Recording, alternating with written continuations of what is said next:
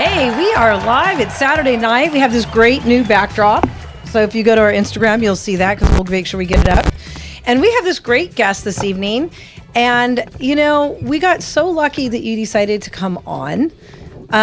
Your name's Eric Owen, and you were a truck driver. That's what you do for a living. Yes, that's what I do.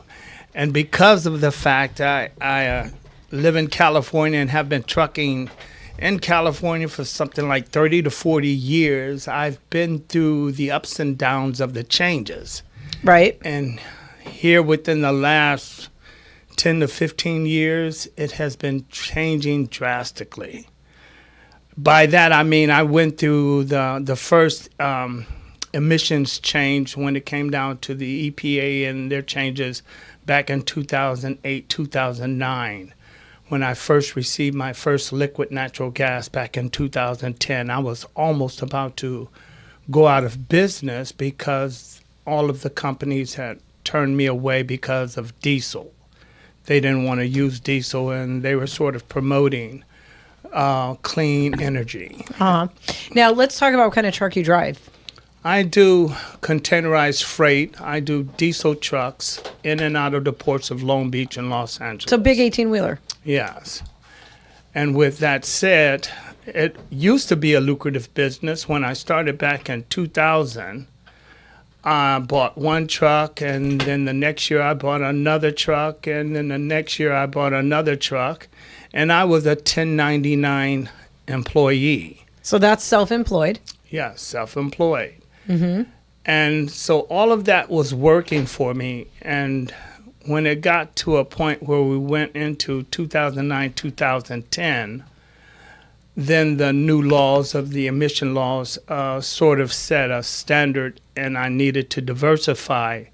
That's why I created my own authority and my own company, because I was working for third parties. Right.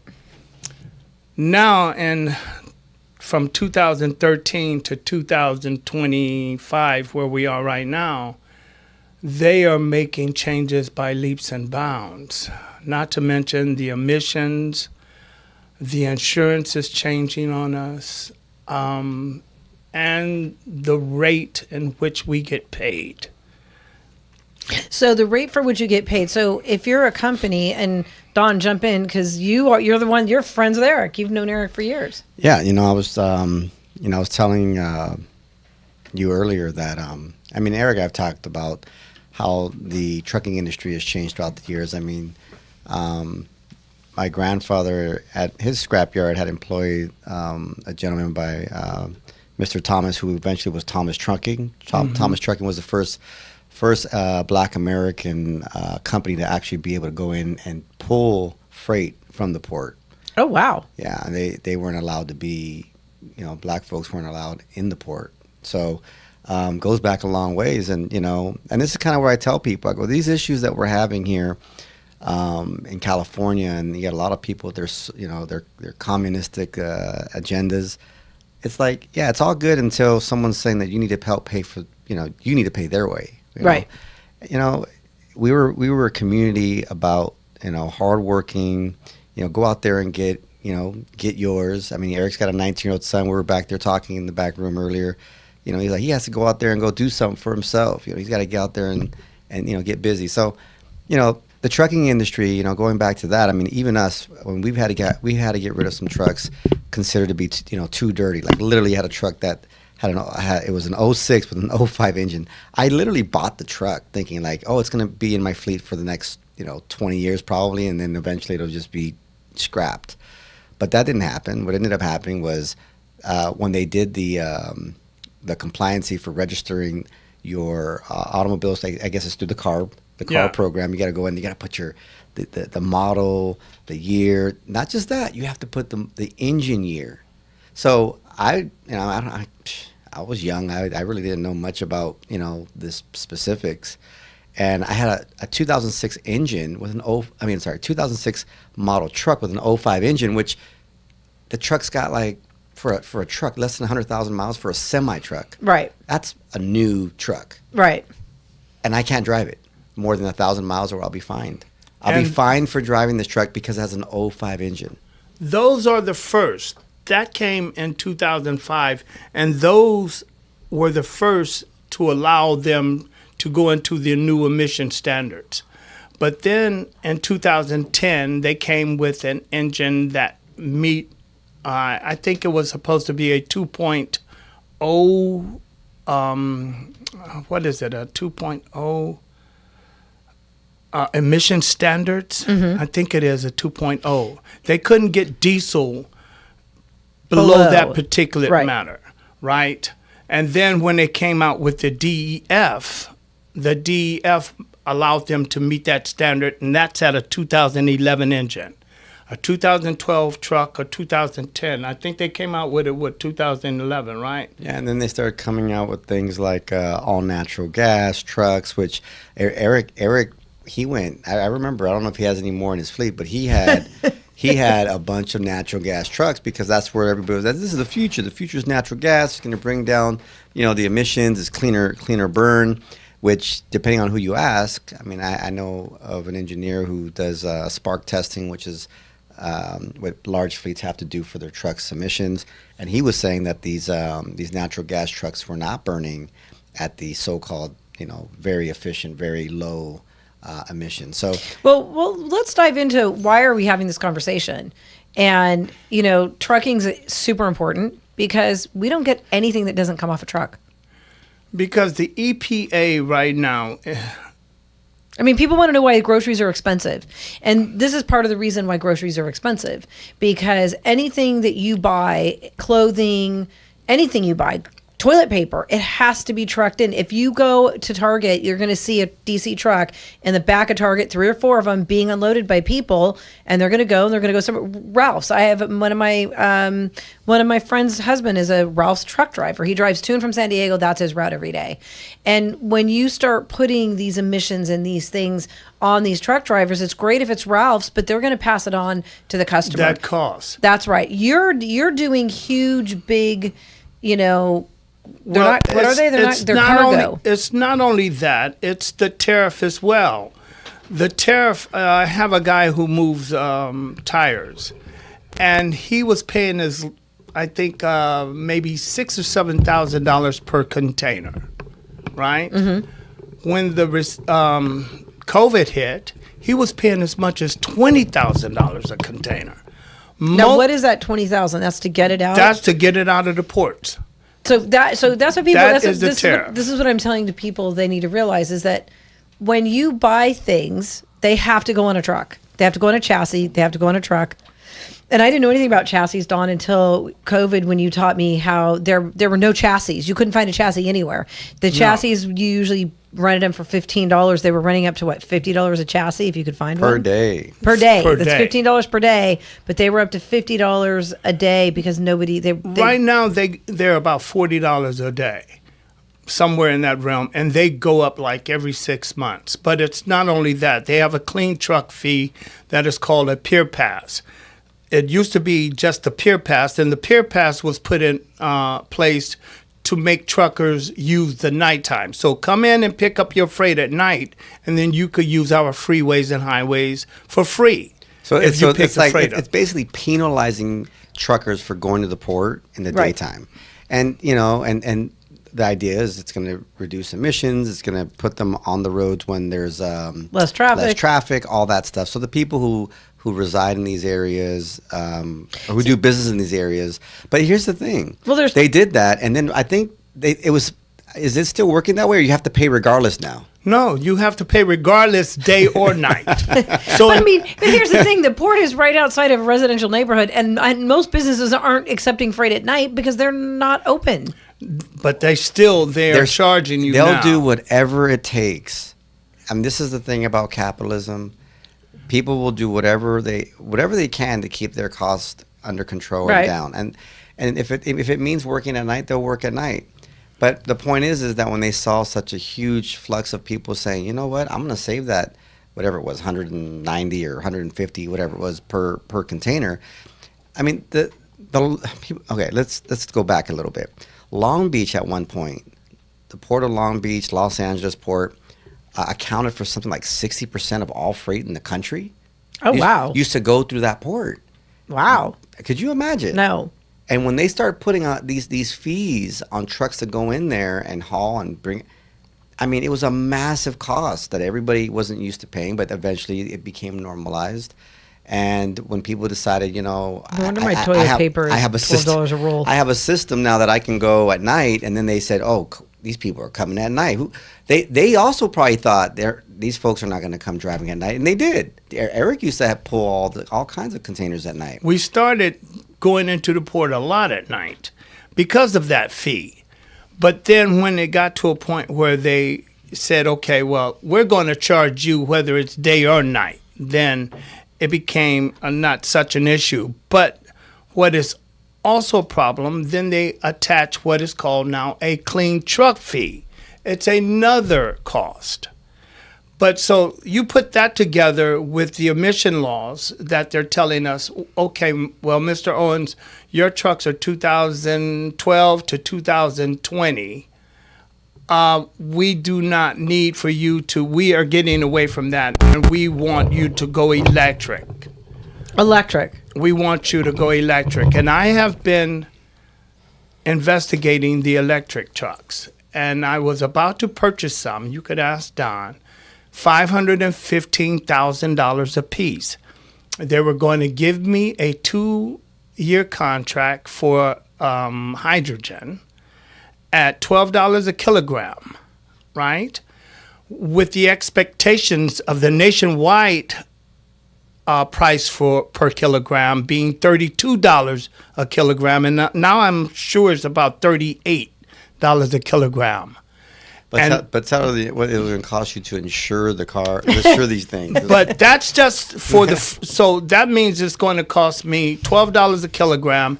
It takes $70 worth of hydrogen, which is going to cost about $800 to go 500 miles. Well, that's outrageous. Do the math at $32 a kilogram. What is it for diesel? How many you can go 500 miles with how much? I could go 500 miles if you think about it. What is that like?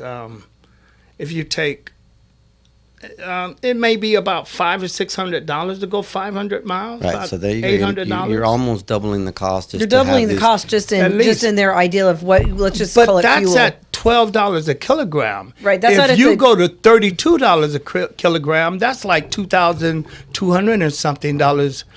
And I was almost about to sign this contract.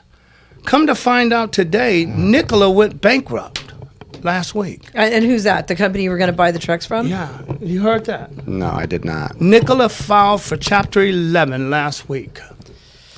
And well, probably because we didn't get to the insurance cost. Well, no, okay, so for those who aren't like listening to what's going on with the EPA the last couple of weeks, and Eric and I have been on the phone back and forth about this, and it's like there's a thing. Okay, so the EPA was born from Nixon through executive order, and we know the executive order route. I mean, Biden's done it, but Obama's done it. Doing it. Trump is like taking it to new heights, but and he brought Doge. Okay, now EPA when Nixon did it seemed like a reasonable thing. I mean, you had a lot of these massive corporations that were destroying the environment, so you end up with the Clean Water Act, the Clean Air Act, and all these things. But like anything, it went to an extreme to where now it's a detriment. Well, the thing is, you have an agency that's been operating for quite a while, the EPA, and I guess they may not have the authority to be enforcing all the rules and things that they've been coming up with. And I think right now what's kind of on, and at the same time, Trump's Doge is looking at federal monies coming into California. I love Doge. I guess somehow they thought California wasn't going to be on that list, but CARB is under investigation. CARB is under investigation for the money. CARB, they're responsible for controlling California Air Resource Board. Mm-hmm. Okay, I knew you'd jump in on that. Yeah, and they actually the EPA sort of hired CARB, and CARB is like the people who sort of regulate it. So what are these people gaining from all this, though? What they're gaining... I mean, where are these fees going? They're going into bureaucratic pockets, maybe. They're not going into the truckers' pockets. Well, but they're not fixing the roads either. And they're not making your toilet paper cheaper. No. Because the cost, I've got a lady, and I screenshot her offer. She wanted me to haul her equipment or her product for $500 to the San Fernando Valley. From the port. From the port. But you imagine $500, that's the line haul rate. She wants 2 days free chassis. What we're talking about is a That's $100 cost per day. 2 day. Then she wants storage fee for 1 day. And she also don't want to pay detention time.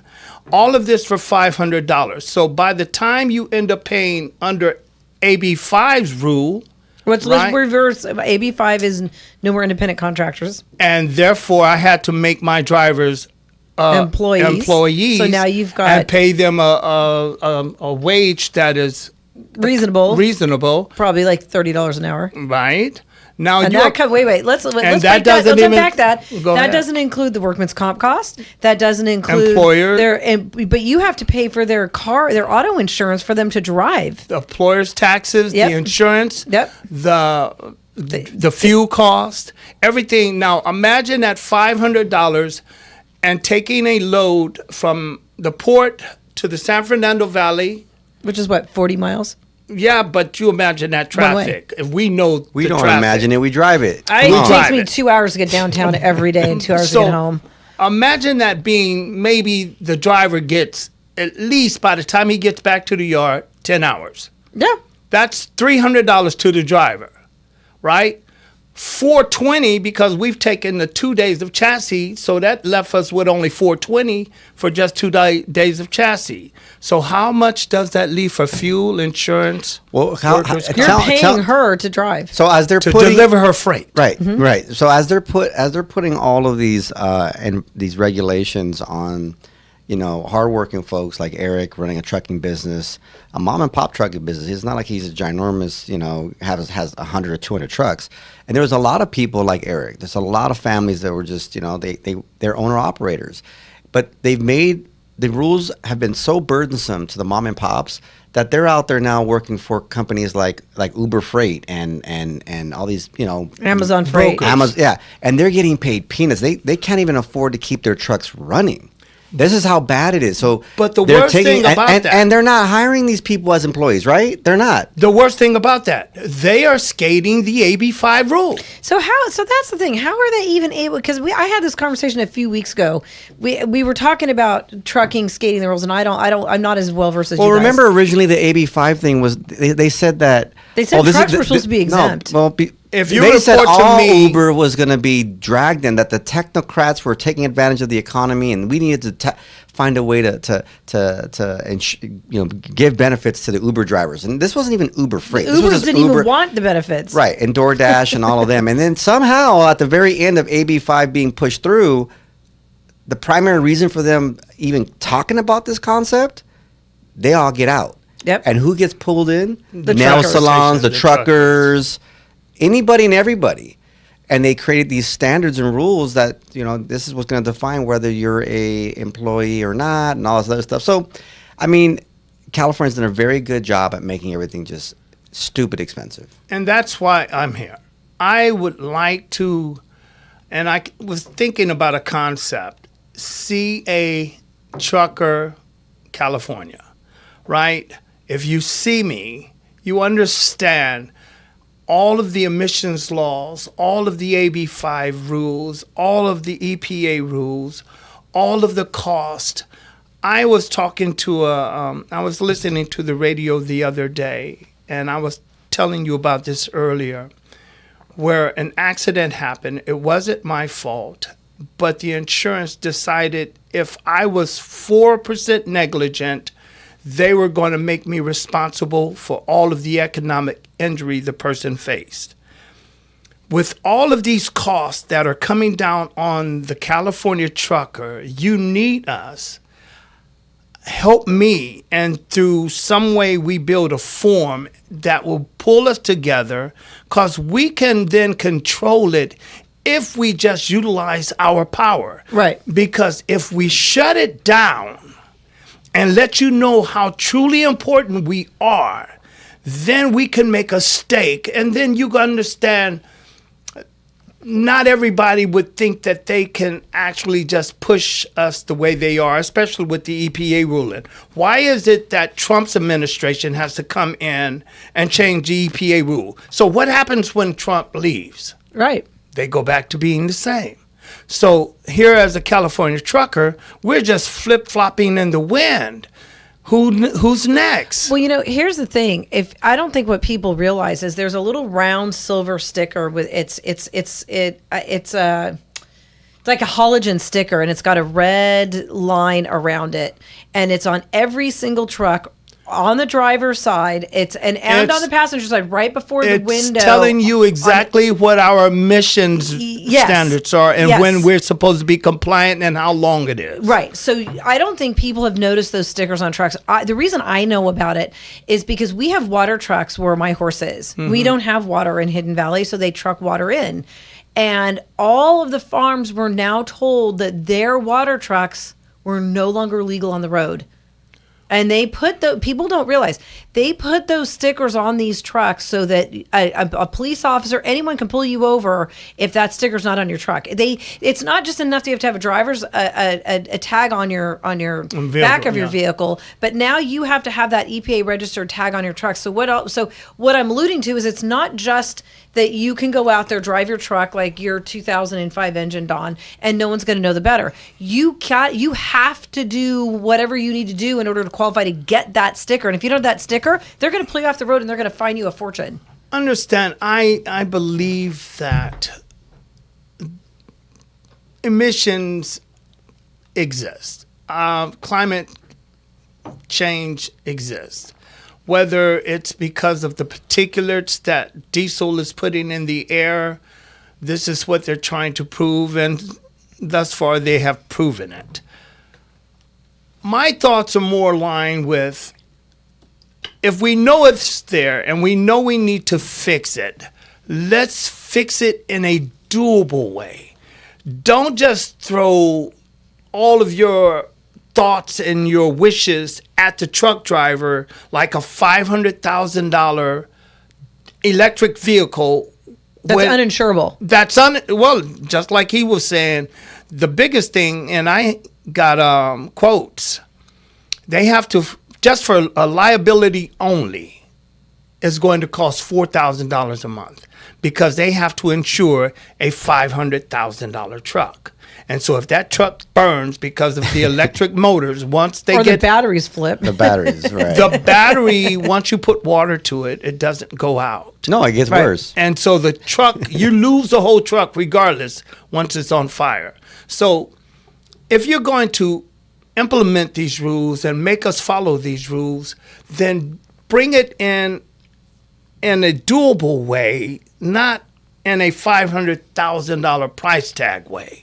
Well, but I think that people don't realize is, okay, so you hear these people, and I've got a lot of people that think they should all be electric. I go, for a $500,000 electric truck, do you have any idea just the cost to put it on the road? And what people don't understand is those trucks weigh 10 times more than the truck that's diesel because of the weight of those batteries. And they can't just park at a Starbucks and charge. No, they can't. No, it doesn't. Yeah, it doesn't. You can't. And that's the other thing. You can't just plug it in anywhere. So wait, hold on a second. So you're also tire expenses. So how often do you replace tires on your trucks? It depends if it's Goodyear or if it's bought Chinese or whatever. But maybe 2 to 3 years. 2 to 3 years. If you buy an electric truck, you're going to replace those tires every year because the trucks are so heavy, it's going to burn through the tires, and they're so heavy, it's tearing up more road damage. So now the DMV is going to get on board and go, oh, that truck, it's electric? Oh, we're going to charge you another $2,500 for registration. I have an associate who has trucks. Wait, we're coming up to a hard break. Hold that thought. We're going to be right back. Okay. You're listening to our wonderful friend Eric, Don, Jeffy here on Jeffy Said What with our brand new background. And we will see you back here in a minute or two after this next commercial. Don't go anyway. Don't go away. Me into your arms these days. And we are back. with our wonderful truck driver Eric giving us the lowdown. So when we went off for break, you were talking about you have a friend who has electric trucks. Electric trucks. So not only are they costly, he tells me the power in them is not great. Especially with a load. But the worst thing, he has to tow them out of the port. And I asked him, I said, why? He said, because my drivers need air condition. And if they're in the port 3 to 4 hours, it runs down the battery while they're in the truck. So that's another cost on top of this extremely, I say, it's not worth us actually to put electric inside the port because we do a lot of sitting and waiting, hours upon hours. I've had drivers in there maybe 4, 5, 6 hours. So can you imagine a driver sitting in an electric vehicle? He needs air condition. You got to have it. Well, yeah, because it's 110 degrees outside in Long Beach. So imagine him draining that engine. So what I say to you is that, of course, I believe that the air is cleaner. When I used to drop down into Los Angeles off the Cajon path, I used to have a saying said, we're used to breathing air that is so thick you could cut it with a knife. Here recently, it's not so bad. It had a brown tinge to it. And so, yes, it's a little bit more breathable. But at what cost? Well, at what cost on every level? Because these batteries have things in them that you can't even recycle them, right, Don? No, I mean, no, lithium ion batteries are recyclable, but here's the thing. They claim to be, we're saving the environment by having these types of vehicles. But I look at it as like, well, where was the pollution started from? I mean, they got children picking lithium ion battery out in Africa, digging tunnels collapsing on these kids, and basically, if you're of working age in a country like Africa, which could be as young as 10, but in a continent like Africa, you can dig these things up and pack it up and sack it up and get over here to the U.S. and they'll put it into a battery. And those kids won't live past 20. And there's a lot of short lifespan. They have a short lifespan, and not just that, the environmental impact of those communities now. That's the price they have to pay so that we can enjoy these. The comfort of our electric car. Correct. And they have found very large lithium ion deposits in North Carolina. US, North Carolina being one of them. Gee, how interesting! They had a hurricane and wiped out the whole population. But they also have in other parts of the U.S. too. I think in upper area of Nevada, they found a ginormous deposit. But I think things are going to go more into this lithium ion or battery storage technology, but there are some conveniences like power tools. I mean, what contractor today is not happy about not having to stick his drill into a wall somewhere and go, and needs a 500-foot cord. Yeah. But again, let's talk about that for a second. Let's unpack it for a second. There's a difference between having an electric screwdriver or a saw or whatever versus a truck on the road. You can buy 3 or 4 small batteries to get a contractor through the day, and it's reasonable. But how many times? No, they don't get through the day. They have battery pack charging stations that they put the batteries on. Right. And they're charging these batteries and swapping them out all day long. They right. swap them. So let's go back to your friend. He says now that his truck driver's been sitting with the air conditioner, he's got to 9 times out of 10 tow his trucks out. So now he's towing a fully loaded truck that's been at the port. He's got to now get it back to his office. He's got to charge it. So now I'm waiting for my cargo an extra day. Unless they've got another truck sitting at the office that they're now going to transfer it onto that can now drive it where it needs to go. Basically. Then wherever that is, it's got to sit because of the air conditioning and the driving and sitting in Los Angeles traffic. Now that truck's got to be towed back or it's got to have somewhere that it can be plugged in so the driver can come back the next day and do that all over again. I mean, it just sounds like a nightmare. Well, the infrastructure isn't ready. And that's one of the things I'm making the statement for, is because of, if it's not ready, then why force it on us? Right. You understand? Let it tiptoe in here. You know, I can understand it being a $200,000 liquid natural gas truck. Then that may be doable. But a $500,000 truck is, That's a house. oh, it is a house. And not only that, your $500,000 house maintenance is going to be a lot less than the cost of that truck. Let me say this to you. Like he said to you before, I was in it when I had the liquid natural gas. I was a guinea pig. My truck stayed in the shop 2 and 3 weeks at a time. Wow. And I was the first series of liquid natural gas. 3 months after I got one, it blew a rod in the engine, and the engine had to be rebuilt. And this is through Cummins. And so it's like... It's an amazing story, because you know what? I heard from other folks. So we had, who was our last mayor, Mayor Yoga Pants. We'll just go with that. Well, yeah, everybody knows Mr. Yoga Pants. I can't remember his name. I only know him as Mary Yoga Pants. I don't. No, that's everywhere we used to go. They're like, is the mayor here? Woo, Mary Yoga Pants.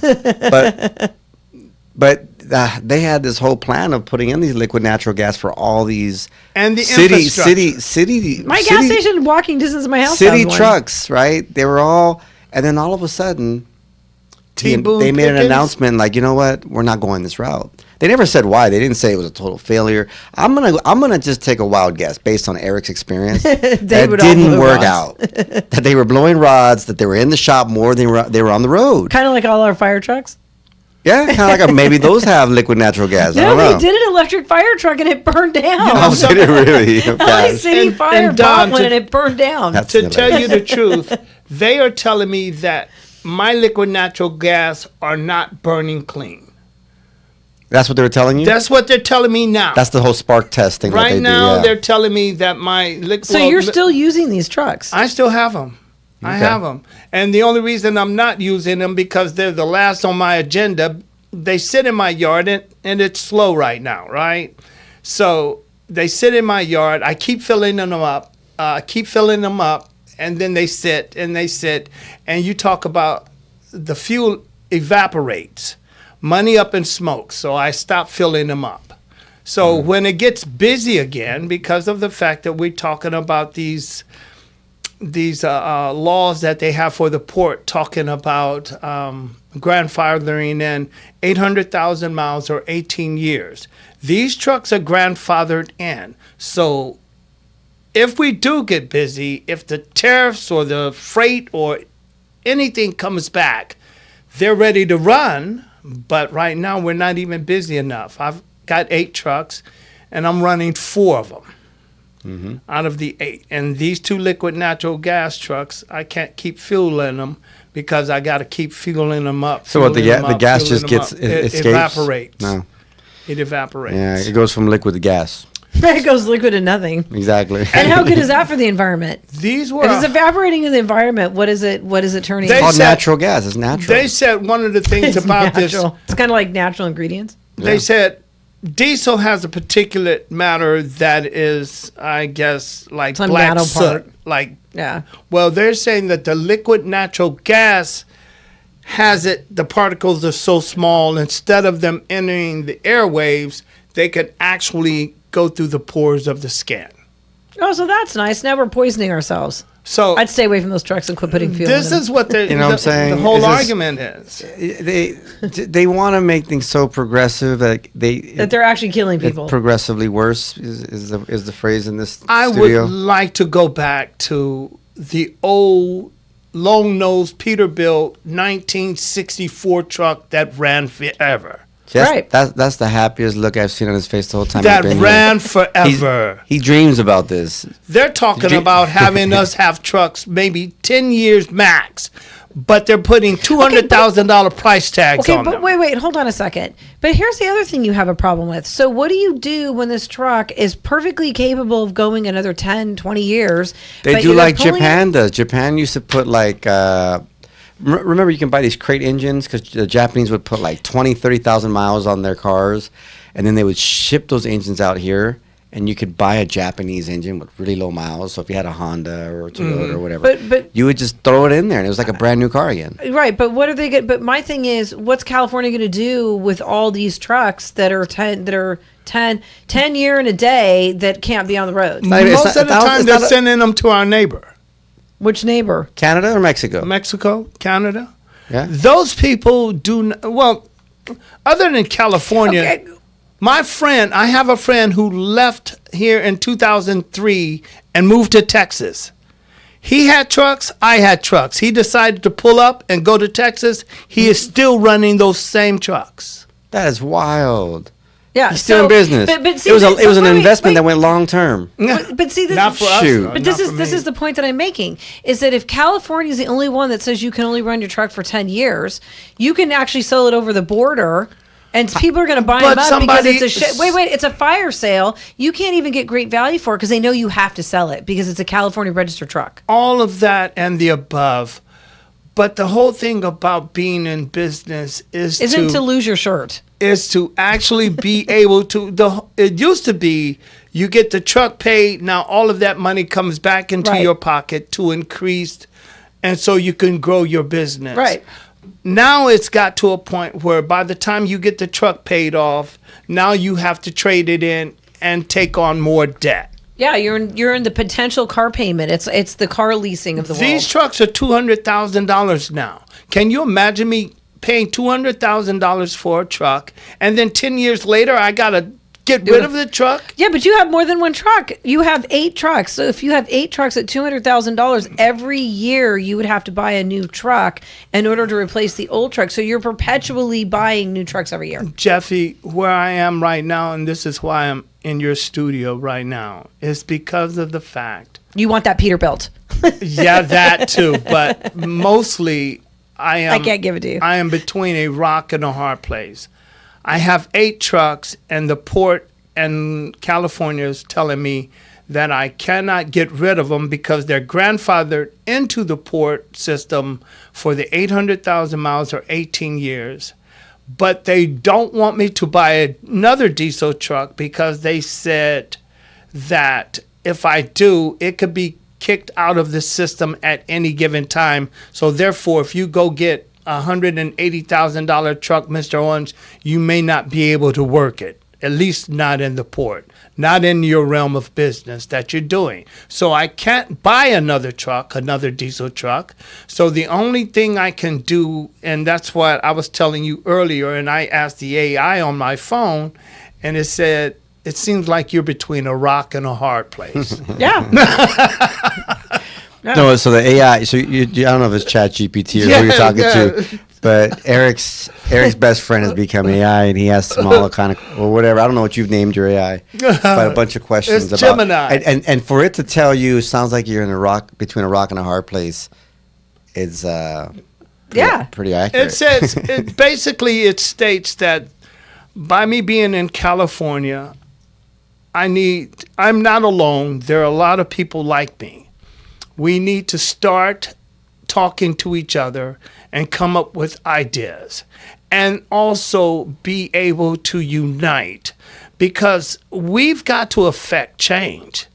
Well, you're going to have to because there's not enough trucking companies that if all the mom and pop truck companies, if you guys all stepped out and said, we're going to go on strike for the next 90 days, you're not going to get toilet paper at Target. This is what I'm saying. And if we can, and through, with your help, if we can get to that point where we can all fan out across, I would just say California, because everybody across the state line, they seem to be doing okay, and a lot of people don't even want to come to California. Why would you?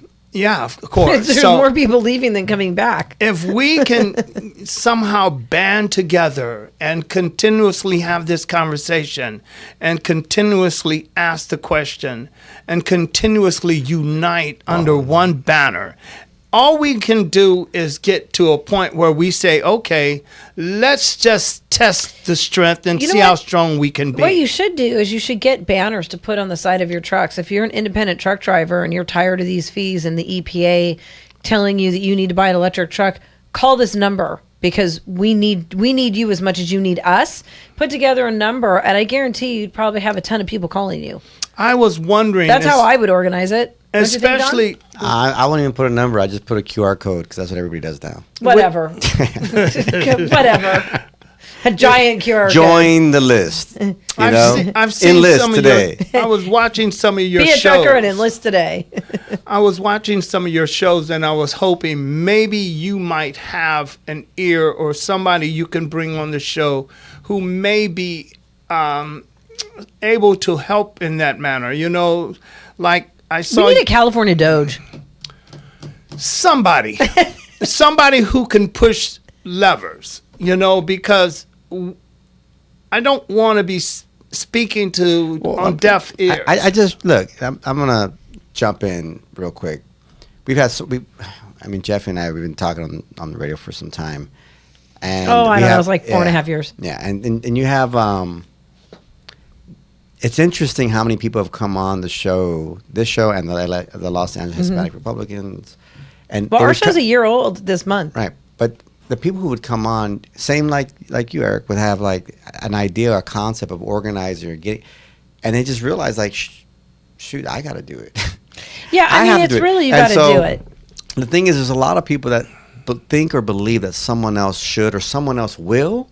No one else is coming to your rescue. They're not coming to your rescue, so you're forced to have to organize. It's like dialing 911 for an emergency. They're not coming. They're not coming. They're not coming. That's why you got to have your peacekeeper on you, man. And that's one of the reasons when, I talked to you earlier, and you said, Eric, are you going to come on the show? And I said to you, I don't know, maybe I'm not ready yet. And you're never ready until you're. And then after a while, you're up against a wall between a rock and a hard place. Yes.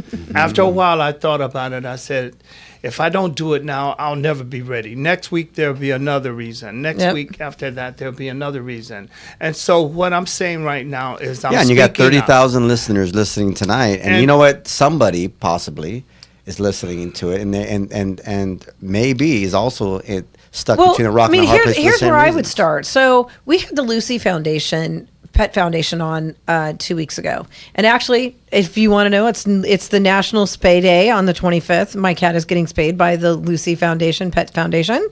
So I just want to drop a name to I think it's the Lucy Pet Foundation. I need my cat spayed too. Yes, well, mine's getting spayed on Tuesday morning. But and going to be on TV. It's going to be a famous cat. Yes. We'll be on, I think it's Channel 11 or Channel 5 at 6 a.m. I've got to be there on Tuesday morning. But what I wanted to say is Joey's a perfect example. So he owns a pet manufacturing company. He makes pet food, Lucy's Pet Food. Mm-hmm. And he's probably got a same problem with his trucks that you have, in that he's got to get his food from his manufacturing plant to whatever stores are carrying it. And chances are he's probably not just doing it all by his own personal trucking. He's hiring a trucking company. So I would imagine if you want to get people involved, I would start with, manufacturers, because some of them have their own trucks and some of them hire out trucks. And who are they hiring out to? And if you can pitch a business about how you can get involved with their trucking company to hopefully save them money on trucking, you get something else that's really powerful. You get the manufacturer behind you. I just feel like with all this technology that's been coming out, the technocrats who have been applying this technology. Technocrats. There was bureaucrats and there's technocrats. It's a crat. It's not enough for them to just, run a mom and pop. They got to have it all. They got to have even more. That's why.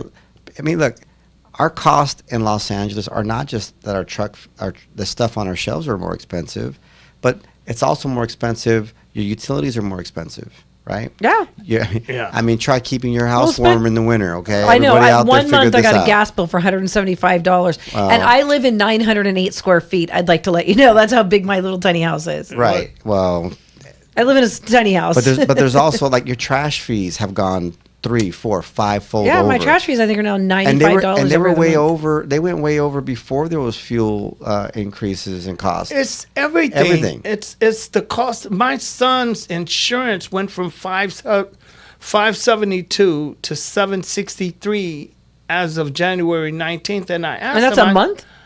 And no, last year he ended up having a boo-boo with his car. He ended up messing it up. So they said, okay, well, we're going to increase your insurance, and it went up to $572. That's okay, fine and dandy, and I dealt with it. Came January 19th, it went from $572 to $719. Is that a year? $763. 6 months. Every 6 months. So he's paying $1,500 a year? No. No, it's 700. I think you meant $707 a month. For 6 That's years. what- 6 that's month what I period. said. $4,000-$5,000. Yeah, every okay, 6 that's what I months. said, every month. So it's $700 and something a month. $63. Man, he better find a bicycle.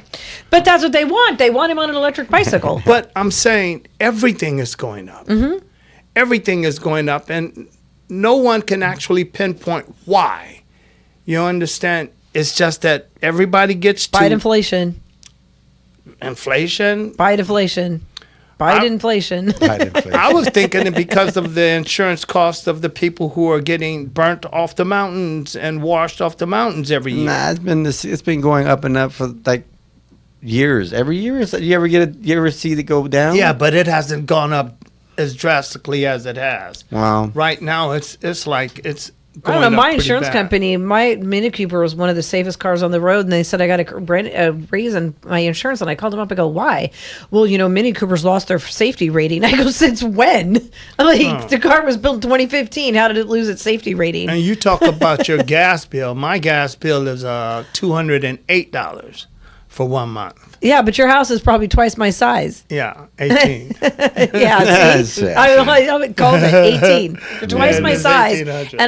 and you're paying $25 more a month than I am. And I got and I've got lath and plaster walls, so I've got my house was built in 52, so it was built to be warm inside. But I mean, and I live up in the hills, so it's colder. It's like the other day I called up Don. I go, my pipes froze in Woodland Hills. Oh, yeah? Yeah. No kidding. Yeah, I went to turn my pipes on and they were all rattling and I was like, oh, my pipes froze.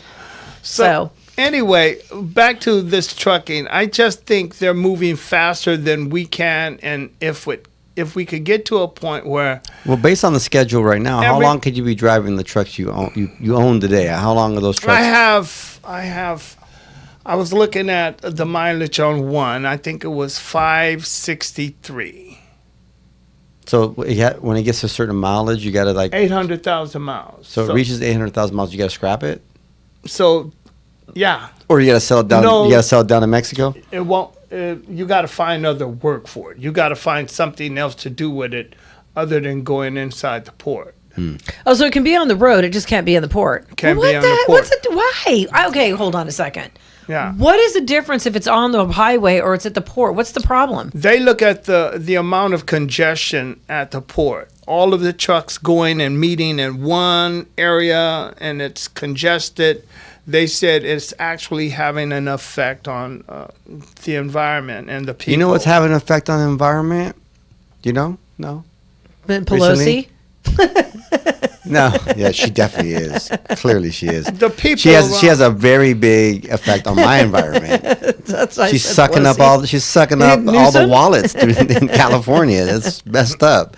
But no, the bullet train that goes to nowhere. Oh yes, our $1 billion. I don't even know how much. And now- finally, Doge is investigating. I'm telling you, I love Doge. Yeah, but I'm saying loving so Doge. Doge is they're looking into it, They're having a field day. questioning, how are we going from an original cost of like 30 billion to 106 billion. Isn't that insane? I know. That is 106 billion crazy. for it to go. 30 billion sounded crazy. And how did it go? What did it do? A quarter of a mile? They haven't even laid the first rail, and they've already. But spent like and then they 20 went and or built. 30 They billion. went, yeah, but they went and they built bridges and train stations to nowhere. that there's no train coming through. That is wild. If you think that things are okay in Sacramento, you are Crazy. crazy to You're think afraid that. of Pelosi. Don't trust them to do anything for you. Please do something for yourself. This is a fast hour, and I'm glad to leave it on a laughing note. Eric, thank you so much for coming in, but we're really up against the clock now. So if you have a trucking issue or whatever, I mean, think about what you want to do about it. In the meantime, we're going to see you next Saturday. This is Jeffy, Dawn, and our lovely guest Eric on AM 870 The Answer on Jeffy Said What? And we'll see you here next week. And don't forget the LucyPetFoundation.org. They do spay and neutering, and they do it for free. So donate so they can keep doing it and buy Lucy's pet food. Thank you, Jeffy. You're welcome.